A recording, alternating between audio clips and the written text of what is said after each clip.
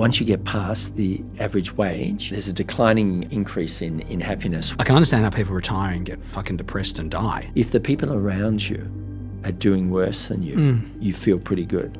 That's true. If the people around you are all outperforming you and earn a lot more than you, you don't feel good. I think it's just crazy the way we're not emphasizing in society, hey, it's okay to fail. Not only that, but you know everybody who's famous or successful, well, they've failed more than failures. These people just have this drive to get things done faster, to not wait, to take action. That obsession with speed and moving things forward is so vital. Well, I'm very interested in aliens. You know, I think the cover-ups on aliens are fascinating. Pretty soon, you won't know if a UFO is a UFO at all. The answer is... I was thinking just 2 days ago how I first came about you. And it was the book Why People Fail. Right. Did you do that in 2010?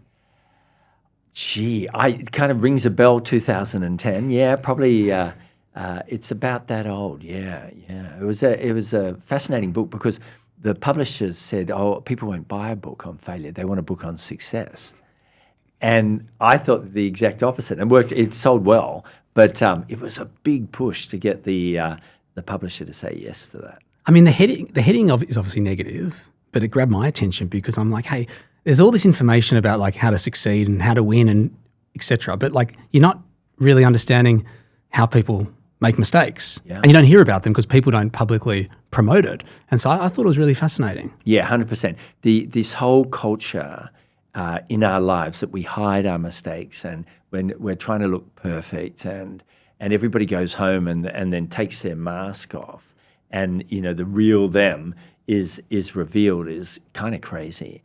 And so I think it resonated with people because I think the typical person who is in a bookstore or an airport and they're looking for a self-help book, they're not looking for a self-help book because they're feeling absolutely amazing and everything's going perfectly. They're looking for one because life is not as good as they want it. And so my feeling at the time was, well, they feel like they're failing, half of them. Then they'll probably want to read a book on how to avoid it. And I think it's just crazy the way we're not emphasizing in society, hey, it's okay to fail. Not only that, but you know everybody who's famous or successful, well, they've failed more than failures, more than successful people. And I think that's the illusion that successful people are getting it right. But you know, you've got an incredibly successful business. You've had a previously incredibly successful business. But I'll bet there were a lot of mini failures along the way. Yeah, and for me, it's like when you learn the most. Like I feel like when I'm winning, I'm blind a bit and I don't really pick up on a lot of those nuances. But when you're going through a tough problem or there are multiple problems, I feel like it's the best learning experience. Yeah. And Anthony Robbins said a really nice line on this. He said, when we succeed, we party, and when we fail, we ponder. And I think that's true, you know, like how many people are that disciplined that they're succeeding and are just rigorously analyzing whether they could be better? Not many of us. But when we fail, as you say, that's an opportunity for an enormous amount of gold. Yeah. I'm excited to have you on here because I know we briefly spoke the other week, but you've had like a massive impact on my life. I mean, I think I've been coaching periodically with you for, I'd say, over a decade. And yeah, I just think I've had so many coaches before, but I think your coaching style is incredibly unique. I guess the Buyers Agent Institute, my current business, was ideated with you on the phone.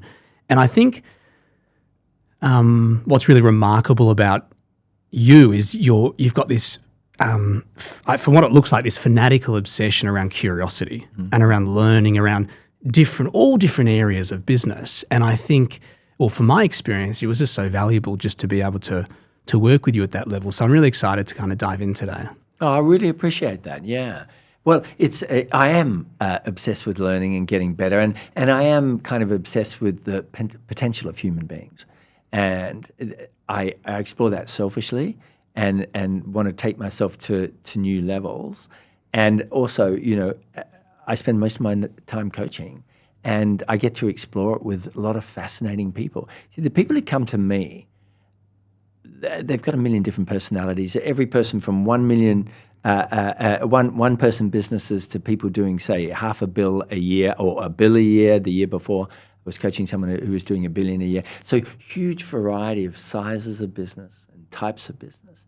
But the one common element is they want to learn. They want to get better.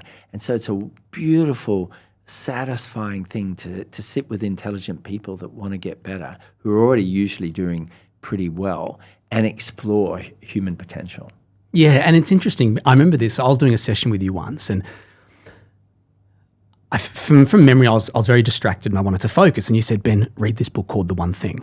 And I feel like just your ability to kind of just say, hey, just do this. And I did that. And then I ended up reaching, that's a book by Gary Keller from Keller Williams. It's the largest real estate franchise in North America that you would know.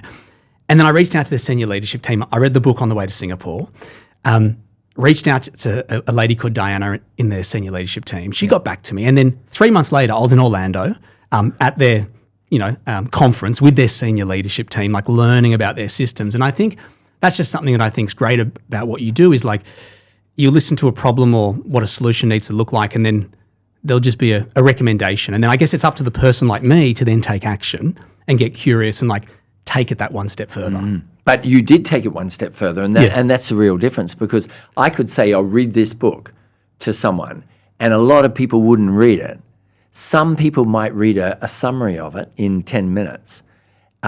Some people might get the book, but how many people are flying across the world to sit with the people who created all that thinking? Very few. And that's why you're Ben Handler and other people aren't. I like that. The role of coaching with, I guess, high performers or even just founders, like what's your view on it? Well, I think it's just imperative. And if you look at many of the people in business that people admire, or people in society that people admire, many of them have coaches. And people are surprised that guys like Steve Jobs had a coach. He had Bill Campbell.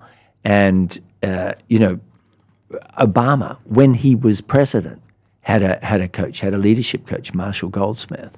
And you look deeper and deeper into the higher echelons of business and sport and personal success, and you see most of these guys and girls have got someone coaching them. And the reason is they know that there's a limit to what they can do, by themselves.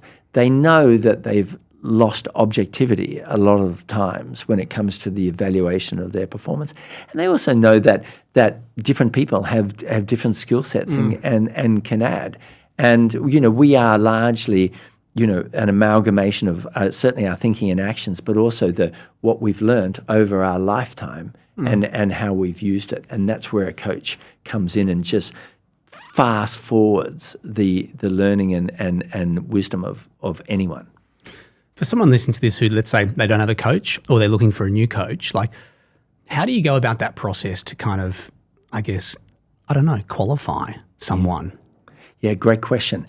I think one of my points of difference is I think and it's unfortunate, there's not many coaches who've been highly successful. There aren't. I agree with that. and so the challenge is you're often dealing with someone who has not achieved that much in their life, and yet they're professional coaches.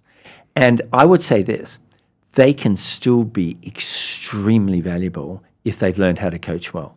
Someone who's done nothing except be a coach could still change your life. But I think particularly in the business arena, it's really good to work with someone who's made a million mistakes in business and had a few wins in business, and they understand what you've been going through, or they relate or have empathy for where you are in your mindset or strategically where you are. But in direct answer to your question, I think you've got to get on with them. You've got to feel like, yeah, this person feels a bit like me. I could easily have dinner with them and enjoy that dinner. I think that's important, particularly for long-term coaching clients. I've got 2 that are over 12 years. Wow. So you want to get on with them. I think second of all, I think they need a wide variety of skills. So if you purely have a business understanding, that's good. It can be very good. But what I found with founders is a number of the issues, let's say 30% of them, are personal issues or leadership issues. I work with someone who's extremely successful, who had a new C-level employee completely go against him in a meeting in front of people. This is just a few days ago. And it really affected him emotionally. So you need, ideally, in a perfect world, you need a business coach who also understands human elements of and has done personal development work, not just business work. And in the ultimate scenario, you get someone who's got spiritual knowledge, mindset knowledge, business knowledge, productivity knowledge, all these types of knowledge, leadership knowledge. And that's the person who's the ideal coach, but they're hard to find. Hard to find. Which is, again, going back to what I was saying earlier regarding you, I found that remarkable because you've got this experience, whether it's marketing or sales or hiring or exit. Just you actually spend time to develop knowledge base in those areas, which I think is incredibly unique. Yeah, as do you, and there's a kind of very old saying which is readers are leaders, and I absolutely believe that. I think it was Zig Ziglar who said you go into a lot of people who don't have any money's houses and they've got really big televisions. You go to people who've got a lot of money and they've got really big bookshelves, and I think that's very true. When I was looking to hire my first coach, do you know Phil Lee? A guy I don't. Okay, anyway, it was a sales coach. But when I was looking to make that assessment, like, hey, should I get a coach? I was like, it was first business. I actually looked at the sporting world, and that's how I made an assessment. I thought, okay, well, I was watching tennis a lot of the time. I'm like, they've all got coaches. Surely I should have a coach. And so I made that assessment. But I know for you, like you went on an experience whereby you were looking at mind techniques that professional athletes and sporting teams, primarily in the USA, were adopting to stay competitive and be the best. And then you looked at how that can then integrate into the business world for entrepreneurs. Like, do you mind sharing a bit about, like, I know you went on a bit of a deep dive. Yes. For what happened there and why it happened. Yeah, sure. Yeah, no, it's interesting. The sci-fi writer William Gibson said the future is already here. It's just not evenly distributed. And what he means by that is the cutting edge of any field usually already exists, but people don't know about it. It's in a science lab, or there's one or two people in the industry doing it and no one's woken up. And I feel that is the case when it comes to professional sports, elite mental work. So if you look at a lot of it's led in America. If you look at top American football teams or basketball teams, or certainly the Olympics team, have many psychologists in them, and they've understood. The sporting world has understood that when your particular state of mind directly affects your results, and they put that under a lot of pressure to test. And so they've dedicated an enormous amount of resources to make sure that person who, costs $15 million a year is performing at their absolute peak. And they've got techniques for doing that. The business world doesn't. It's crazy. You've got the same opportunity for greatness, a lot of money at stake, and there's almost no understanding of elite mindset in business, even high-level business, other than, think positive or keep persisting. It's so primitive compared to the professional sports world. So taking in William Gibson's angle that it's already distributed, we just have to find it. I grabbed it from the sports world and then inserted it into the business world for my own life, and then also for my coaching clients. And I think for the next 10 or 15 years, that's a real way to get ahead of everybody, is to take stuff from the sports world and apply it here in business. Why do you think it's been I agree with you, by the way, because I've used some of those techniques and they're amazing. Why do you think it's been a non-existent slow adoption for all these entrepreneurs who are not curious around what's happening in the sporting world, who are investing all this money? They've got data, they've got results. Why aren't they paying attention. Yeah, I think it's really weird. And I think a lot of it is the university system of business. Yeah. So, you can pay $85,000 US a year to go to Stanford Business School.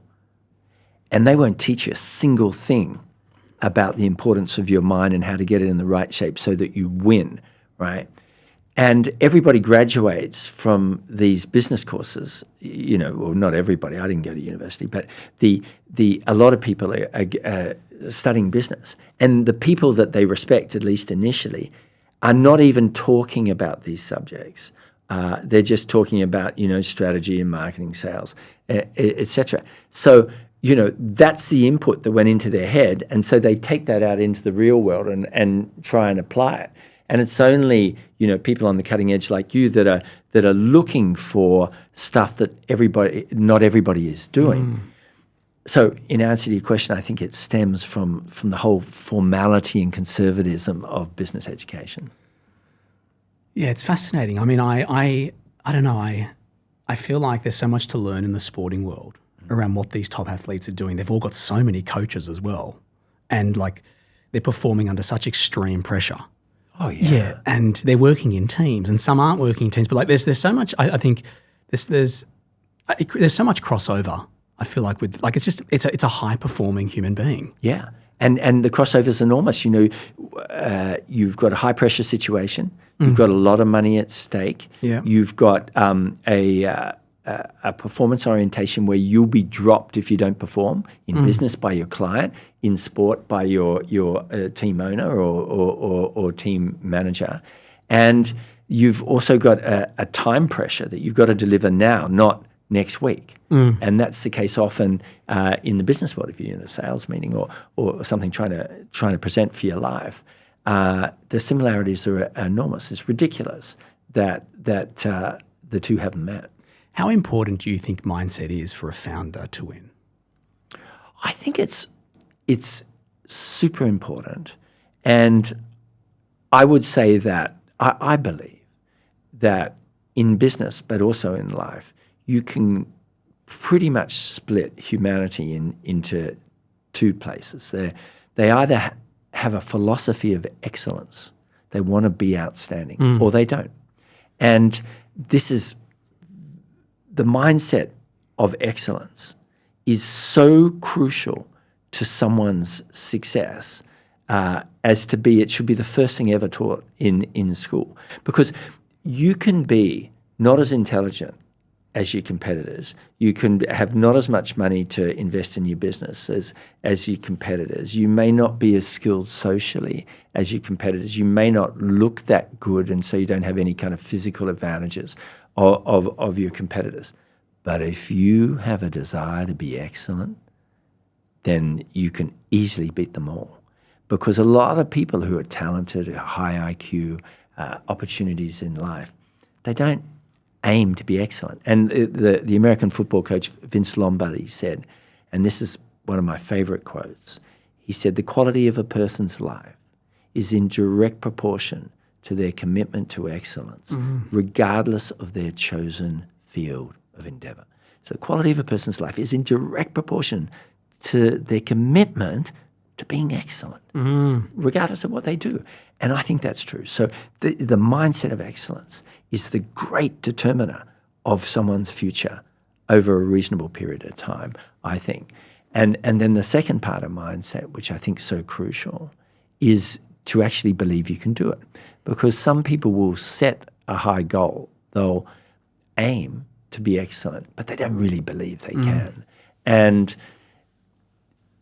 one of the great gaps, I think, in humanities education, but certainly in business education, is engineering strong belief in someone. Most people have done nothing deliberate to engineer a strong belief system. But unless you marry a strong feeling that you can do it, and that's not immediate, you have to create it often. Unless you marry that with the excellence, then you'll only get halfway there. Have you read the book Chasing Excellence by Ben Bergeron? I've read it twice. I think it's one of the best books I've ever read. I'm so glad to see someone reading it. I love that book. Yeah, outstanding. I love that book. Outstanding. What did you like about it?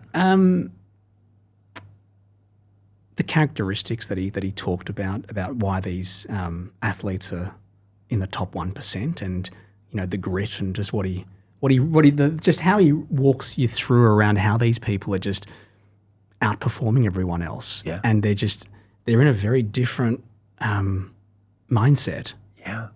Like and they're not, and like, I like the fact they're not thinking about game day. They're focusing on the minute, in the minute, and they're focusing on the day. Yeah. And I just feel like that level of focus that I took away from that book around how they approach their day, is unmatched. That's exactly what I took from it. Here you have, for people listening or watching who don't know Ben Bergeron. He's the one of the world's best CrossFit trainers of elite champions. I know you know, but and at the time of writing that book, he had the world champion male and the world champion female in his gym, studying, being coached by him. And what are the statistical chances that you could do that in some small gym in America? And I took out the same thing you did, that he said that after his first conversation with them, even though he knows they want to become the number one CrossFit person in the world and win the CrossFit Games, it is never mentioned again, the outcome, only the process, only what are we doing today, as you said. And if more business people took that, had this one-day increment approach to success, it'd transform not just how much they achieve, but the enjoyment and the reduction of pressure that they'd experience. Because when you're fretting about the future, am I going to be the world's number one, or am I going to be a successful business person? It takes a lot of energy away from you. When you're the only realm of possibility for anyone is in the present. And so the great thing about Ben Bergeron's way of thinking is, if you just do today really well, 10 years later it's completely sorted, it's completely taken care of. And everybody else is spending so much time worrying about that outcome in 10 years. Will they or will they not get it? Yeah, I think like 3 words come to mind with that book, like process, not outcome. Yeah. Now that alone, if the professional sport mentality of process orientation was brought into the business community, imagine en masse, everybody knew of that concept and followed it. The GDP of the planet would just go through the roof. You said you read that book twice, and it's one of your best books. Who's, like, whether it's a sports coach or an entrepreneur, or who's someone that inspires you a lot? Like, whether it's a story or just another book, like, is there someone that comes to mind? Well, look, that's a very big subject. People that I think are excellent. There's so many. Like a standout. Sorry, like I should. Yeah, just like a clear standout of someone who you might think about often, you might reference to often. Well, I think I'll just give 2 quick ones. I think in mental performance, Dr. Jason Selk is fantastic. First of all, his knowledge, and second of all, the brevity by which he imparts it. It's very, very clear, quick methods that can be applied. But in that field of mental performance, there are many great people. So Jason Selk, and I think in success, it's very hard to go past Brian Tracy. So he's probably 83 or 85, and he's written over 70 books on human success. Yeah. Now think about that, 70 books. And he's the most, he's written more than anybody else on the planet. And he knows more about it than anybody else on his planet, on the planet. And furthermore, he reached the top of his field using the same principles. So he's not just one of these people that gets nowhere but happens to, have acquired knowledge. He applied it. And, there are so many things he says that are just simple lines. But when you think about them, you go, that is absolutely profound. So one example, and I'll stop on Brian, but one thing that's deeply affected me is he said that if you look at the difference between successful people and unsuccessful people in how they think, it's this. Successful people think of what do I want and how do I get it all day long. What do I want and how do I get it? Unsuccessful people think, what's going wrong and who's to blame? What's gone wrong and who's to blame? And that is so true. If you speak to a mediocre person and have a conversation, that's what they're doing. And you speak to someone at the top, and that's what they're doing too. And, it's just a throwaway line, but he knows. That guy really knows success. I love that. Yeah, the latter was like, the victim who's just blaming constantly. Yeah.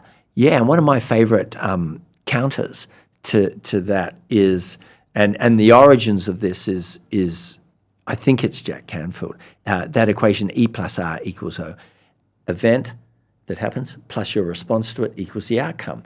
The only area that you've got any control over is your response. Your response ability is the crucial determinant of what happens, not whether you had luck. Whereas most of these people say, "Oh man, that guy sacked me. If I hadn't been sacked, I would have been fine. Or if that person hadn't ripped me off, it would have been fine." It's not the event; it's the response. All the top people have had terrible, terrible things happen, or the majority of them, but their responsibility is just so good, and that's really profound. But yeah, so many people. Looking at like people you coach or people that you know of as well who are in, let's say, the top 1%, like who are just outliers, is there like a common thread of a pattern that you see, whether it's skill or something that just consistently stands out with these people?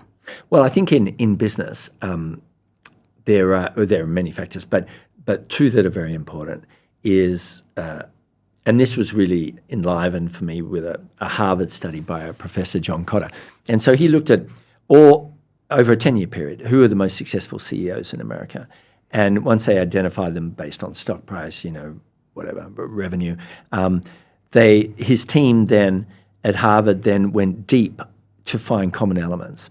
And amongst the very best of the best, he found that there was one overarching thing that character trait that the top CEOs had in America versus everybody else, and that was a sense of urgency.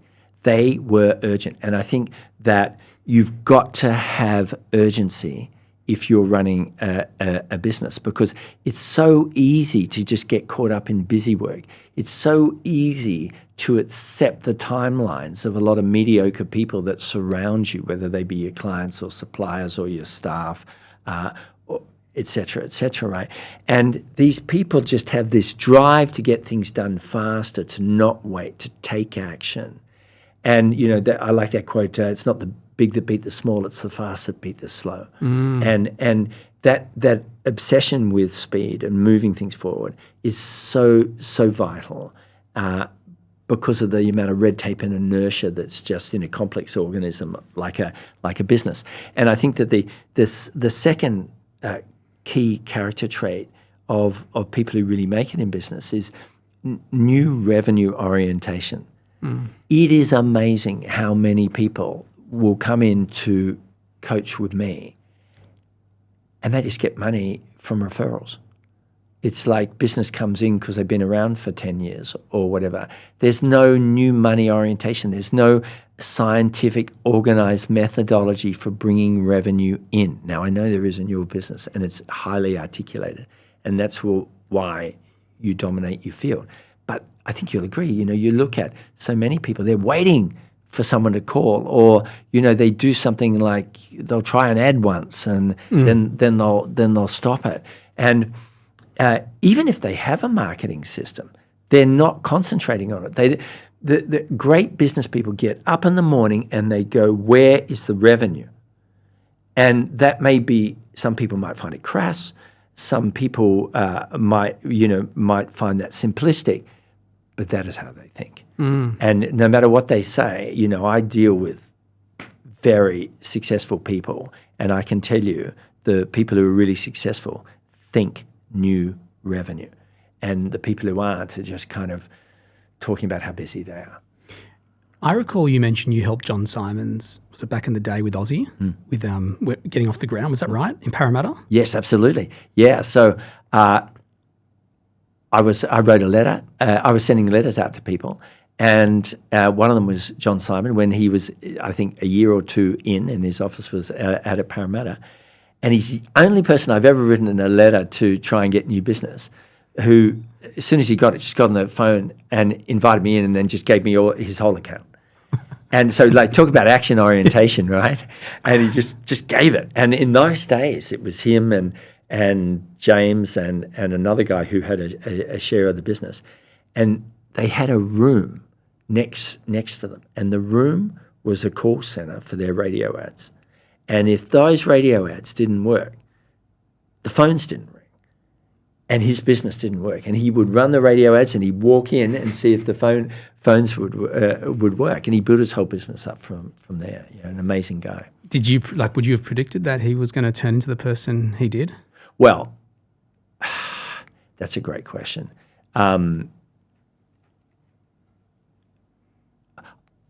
I would have predicted now, even if I'd never met him before.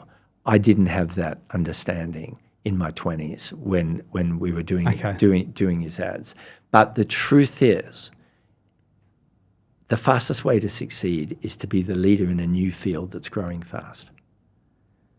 And so he was in a new field that's growing fast, and he was a leader. I would much rather be an average intellect in a new field growing fast than a brilliant person in an old field that isn't growing fast, because the rising tide really lifts you, and he was in that. So yeah, I didn't understand that in my 20s. When I walk into stores, I always observe, and I look at chocolate, for example, because I like chocolate. I'm like, there's always these new companies that are got great marketing, and then I start to follow them, and they end up doing really well. I'm like, this is in such a competitive, or even water. Yes, water. And I'm just like, I always admire it. I'm just like, wow, these industries are so competitive. Imagine trying to break into them, with distribution issues, etc. And so it's pretty amazing how you see these people who enter into these highly competitive landscapes and crush it. Yeah. I don't understand why they enter in them. And why would you say we're going to do a new water? And I too am in absolute amazement at that, in particular water examples. And it just shows you that if you're really on it, you could get Jeff Bezos and say, listen, you can only sell these tables. And he's going to create a big business. Or Warren Buffett said of Bill Gates, and there's few people who know Bill Gates as well as Warren Buffett. He said, people think it was because he got onto software at the right time. He said, if Bill Gates had owned a hot dog stand, he would now be the hot dog king of the world. So even though I say, you've got to have this advantage, you should try and aim for a field that's growing fast, you can do things so well that you surpass your opposition. And it's just a harder way to go. Now, where are most of us? Most of us are in between. We've got some advantages over a lot of our competitors, but it's not completely unique. And that's not a bad place to be if you're prepared to work hard and learn a lot. If you were interviewing yourself, what's a question you would ask that people never do, and what would your answer be?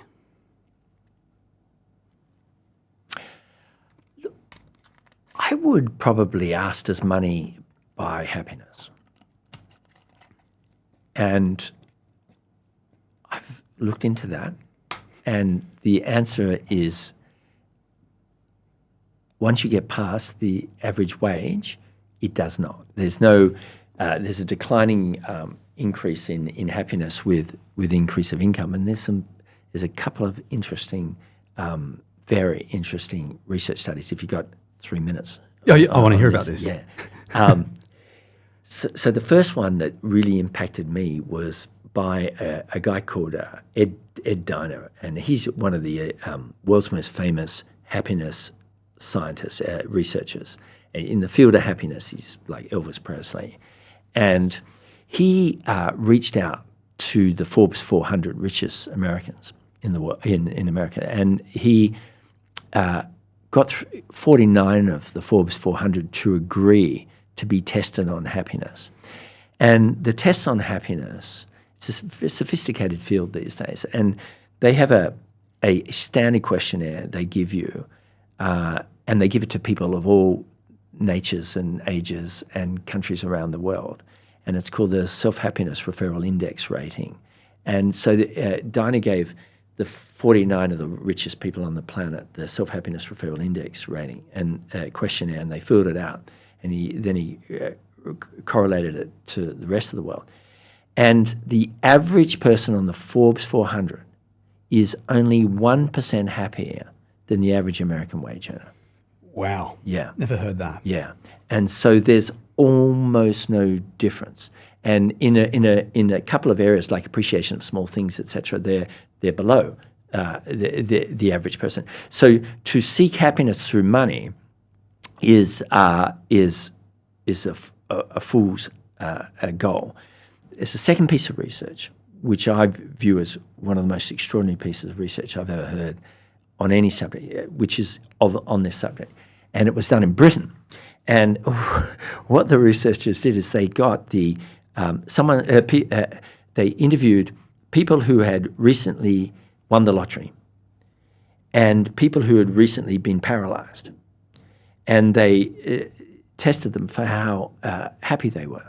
And you can imagine there was a huge difference between those two groups of people.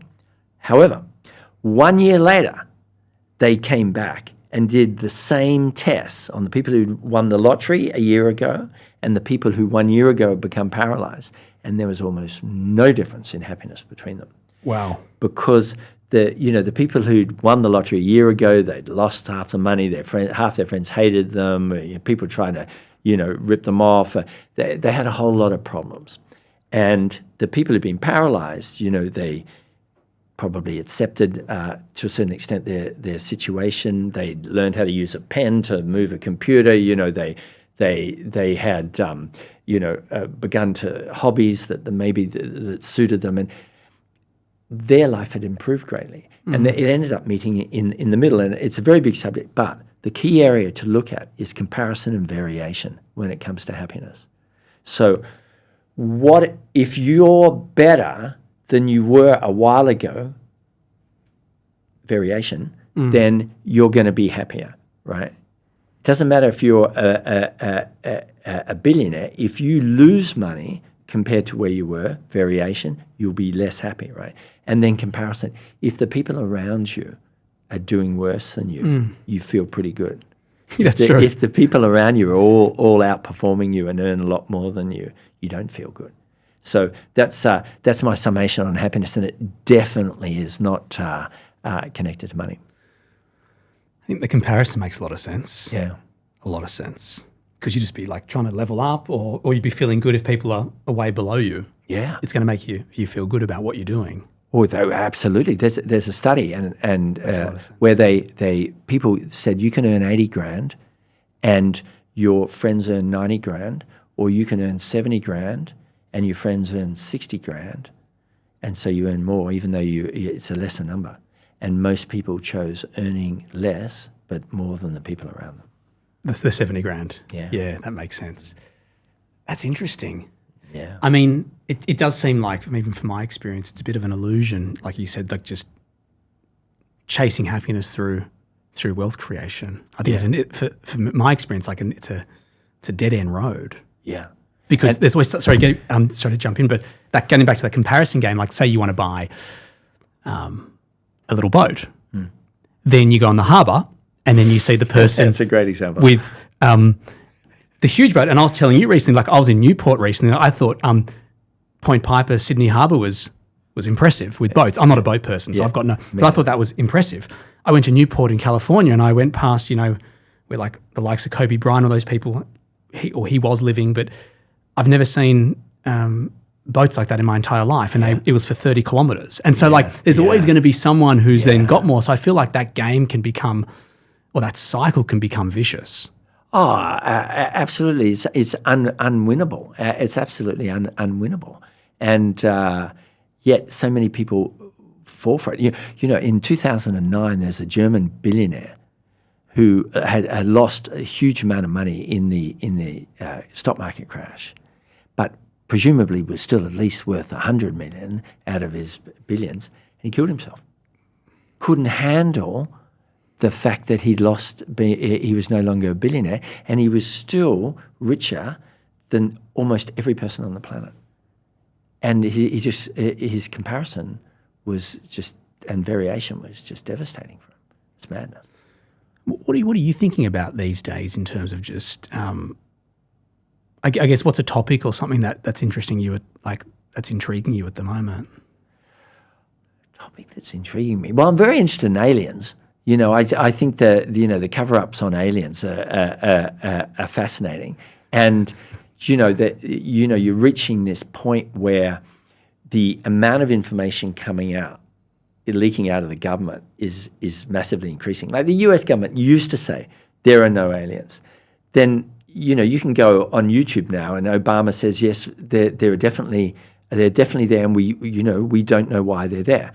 Why are they suddenly admitting it? Because leakers, put it into the New York Times and put this stuff out there, and now the government's forced to admit, yes, they're there, right? So you've got this fascinating area where the government is going to have to release more, but the government itself, I believe, elements of the government are hiding it from other elements. And then at the same time, you have the rise of drones.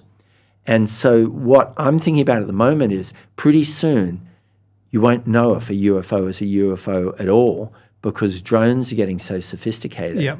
How are you going to tell what's from another planet versus what's from China? And it's just amazing in technology. So it's going to become an incredibly confusing field, the whole area of are we alone or not? That's one thing I'm thinking of. Well, Joe Rogan, I listen to his podcast. He's been talking about it for a long time. A lot of these other podcasts I listen to, like the All In with very smart guys, they've been talking about these aliens. Like, I think a lot of people are getting curious about it. Yeah. I think that 9 out of 10 people would believe that aliens exist if they did the study. A lot of people don't believe they exist, but very few who have studied the field don't believe they exist. And it's increasingly evident they do. Are you on Twitter, X? Yeah, I love Twitter. Yeah, that's where that's my only news source. Yeah, it's the only thing that I actually go to just every day to get updates in areas that I'm fascinated on. It is incredible, isn't it? Same with the Ukraine war. The Twitter Ukraine feeds are just extraordinary as a way of finding out what's actually happening. Yeah. It's hard to, I feel like, rely on legacy media anymore around getting transparency and getting answers or just getting objectivity. Yeah, and also you can't beat the individual. In the individual is their ability. A passionate person, someone passionate about any field on Twitter. It's pretty hard for a journalist who's got to cover a whole lot of different areas and has several masters for them to beat the truly passionate individual, and Twitter's full of them. I agree. One last thing, time management. I mean, I still struggle with just, I feel like being productive and then obviously just managing my time accordingly. And a lot of business owners that I speak to, like even students of Buyers Age Institute, I feel like just time management's a constant problem that I always see. Like whether they're just starting the business, they're 5 years in, I just feel like just managing time's a problem. So have you got any tips around just, I guess, how to be more productive, more efficient? It's a very big field. I know. And it's a field that has really, really interested me because, I have been at various times in my life very ineffective when it comes to using my time well. So I've, pondered about that.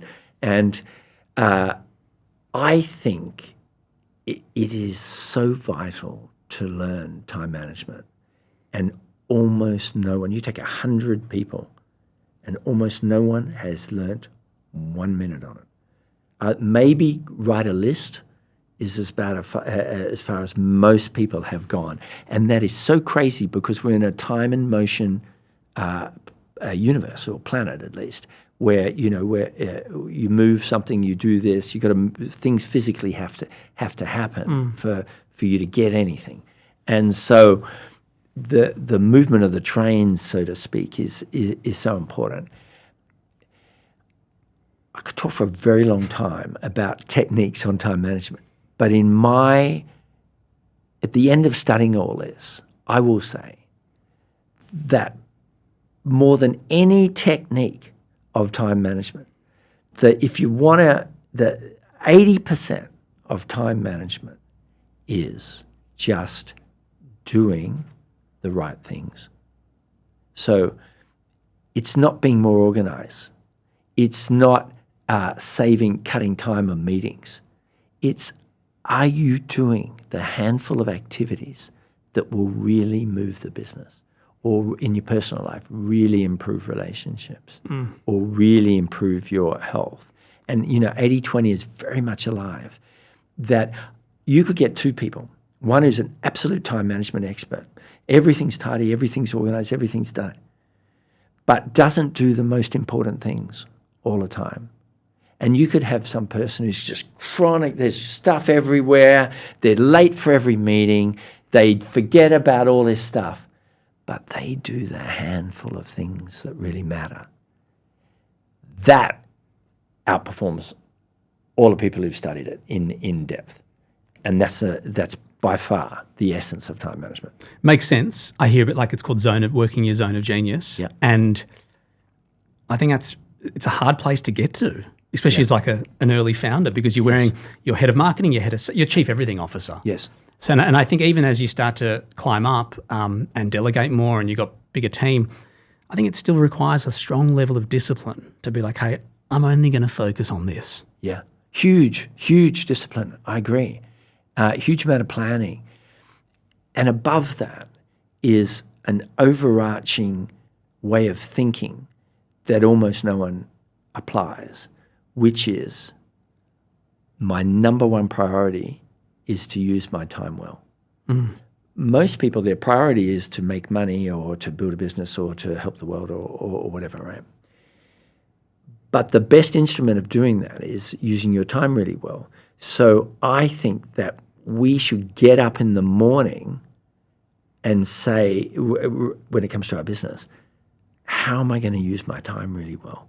As the prevailing question of our entire business life, rather than I've got to do some marketing, or I've got some meetings coming up, or whatever. Because if you existed with that mental filter through everything you did, you do different stuff. Alan Laken wrote this book in the 70s, which is extraordinary. How to get control of your time and your life.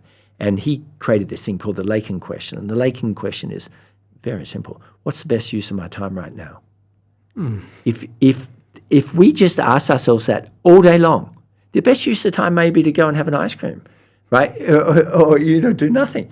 What is the best use of time, of my time right now? That you do that for 1 year, you're in a profoundly different place to everybody else. It's a great question. Incredible. And how many people are asking themselves that every 6 months? Not barely one. It's interesting because money can't buy time, and I feel like not to be morbid, we're not thinking that we're going to basically die tomorrow. So I feel like it's just easy just to not really pay attention to it. Yeah. It really is, and the limitations of life is a great point too.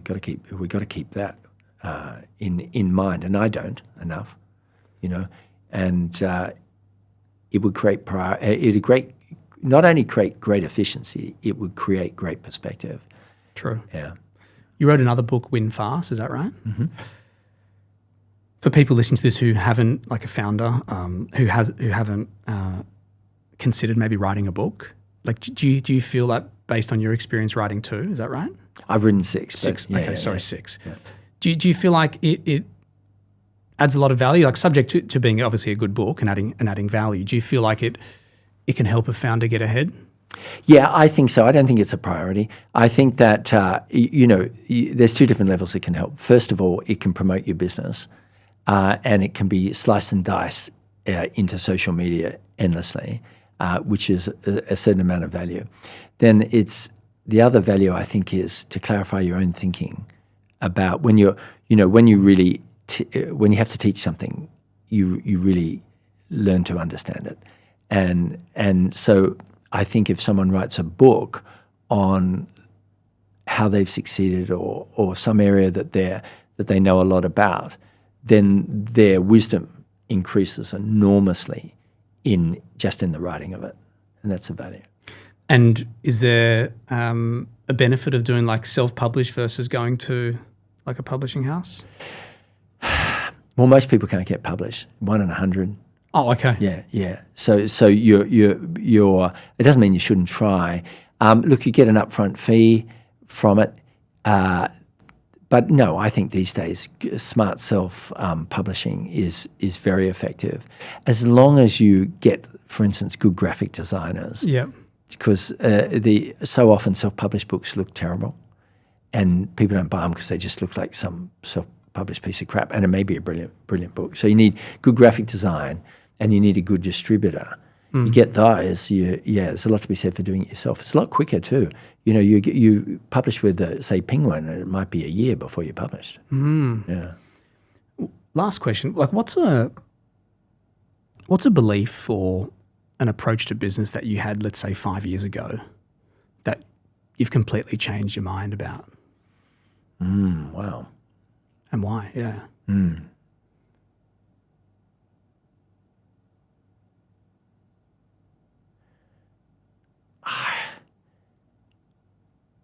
I don't think I've changed my mind. That's probably a flaw of character. But, I just think where I'm at in business now is all the stuff we've been talking about. And I was like that 10 years ago. And the nuances have grown enormously. You ask someone about what type of snow is there, and they say, there's snow. But if you ask an Inuit Indian, they have 59 different types of snow, right? Because they're Eskimos. And they've learnt the nuance of snow. And the nuance, the distinctions is what separates someone who's good from a master. The master has more distinctions.